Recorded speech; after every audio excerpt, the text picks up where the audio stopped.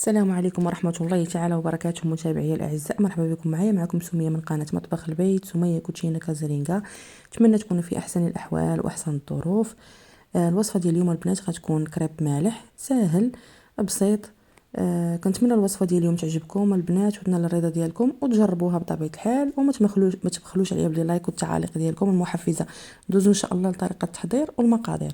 كما كتشوفوا هنايا بالنسبة للحشوة ديال لي كريب مالحين، عندي هنا صدر ديال الدجاج، عندي هنايا البورو اللي قطعته، يمكن لكم تعوضوه بالبصله، وما انا كيعجبني في الحشوات داكشي علاش كنديرو صافي. وغادي نزيد التوابل اللي غادي نستعمل. بالنسبه لي انا غادي نستعمل الملحه،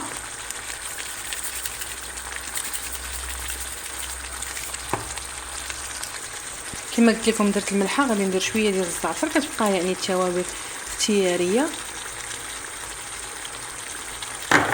ندير شويه ديال المعدنوس،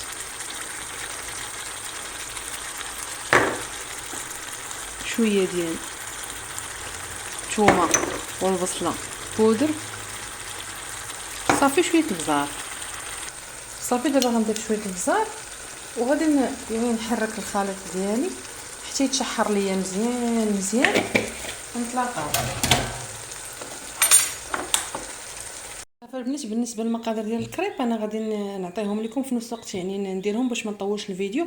عندي هنا نص لتر ديال الحليب كنطحن انا في الخلاط الكهربائي. غنضيف 3 ديال البيضات،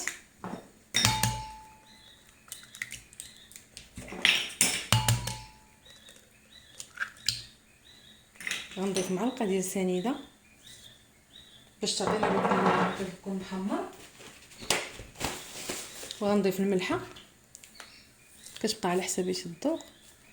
انا غندير معلقه صغيره ديال الملحه، وغندير شويه ديال المعدنوس. يمكن لكم ديروا الثومه والبصله، ولكن انا ما غاديش نديرهم، راكم عارفين رمضان بما انني درتها في الحشوه ما غاديش نديرها في العجينه موالفه كنديرها صراحه. صافي شويه ديال البزار.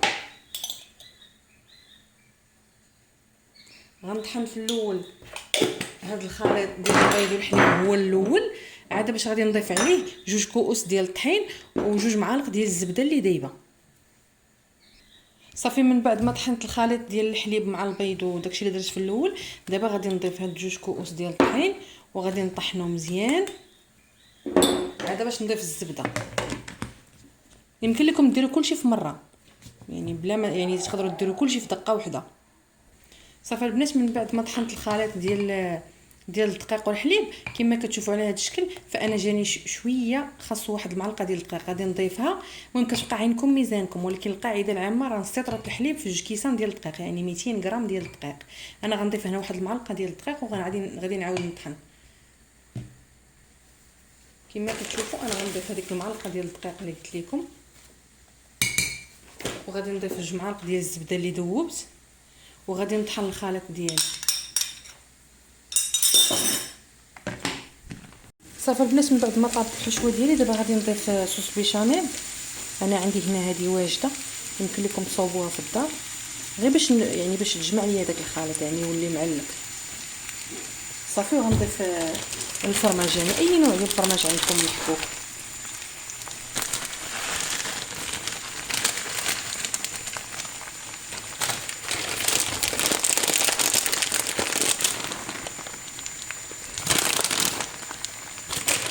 صافي وغادي نخلط الخليط باش يعطيني هذيك التعليكه. صافي وغادي نطفي عليه نخليه يبرد وندوز نطيب الكريب.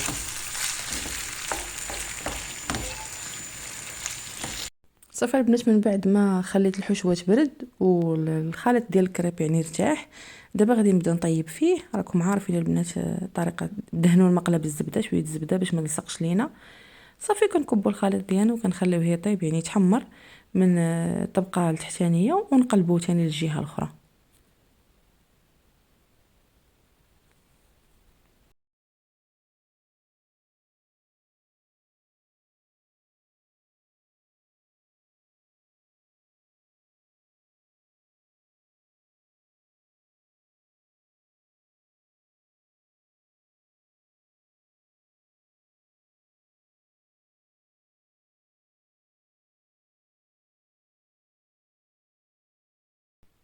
وصافي البنات، هنا من بعد ما طيبت الكريب، هنا غتجي المهمه ديال ساره بنتي. هي اللي عمراتهم صراحه. المهمه ديالها هذه في هاد رمضان دائما كتعمر لينيم، كتعمر بسيطلات هكا، الكريب مالح بطبوط هكا، علموا وليداتكم يعاونوكم شويه في الكوزينه. صراحه راه الا عاونوكم راهما غياكلوا ديك الحاجه اللي درتو كياكلوها، يعني ملي كيكونوا هما اللي داروا فيها يديهم سبحان الله العظيم، يعني كياكلوها اكثر من انك يعني ديريها بوحدك. المهم هي الفاتهم بهذه الطريقه يمكن لكم ديروا مع شكل لينيم، كيف ما يمكن لكم. الا بغيتو تقليوهم دوزوهم في البيض والشابلوغ هكا وقليوهم. انا هنا غنديرهم غير في الفران، غندير فوق منهم شويه الفرماج وغندخلهم الفران يدغاتينا ونخرجهم. وراه عندي ديجا الكريب حلو في القناه، يعني الا بغيتو غنخلي لكم من رابط صندوق الوصف الا بغيتو تجربوه. ان شاء الله دابا نعاود نصور معكم الكريب هكا حلو. راه نفس المقادير البنات، يعني كتزيدي غير سنيده والفاني وتنقصوا من الملحه. صافي هنا البنات شعلت الفران يسخن، وهنا غادي ندير شويه الفرماج هكا من الفوق كيف ما قلت لكم، غير ندخلو الفران يشد فراسو وغادي نخرجو نقدموه.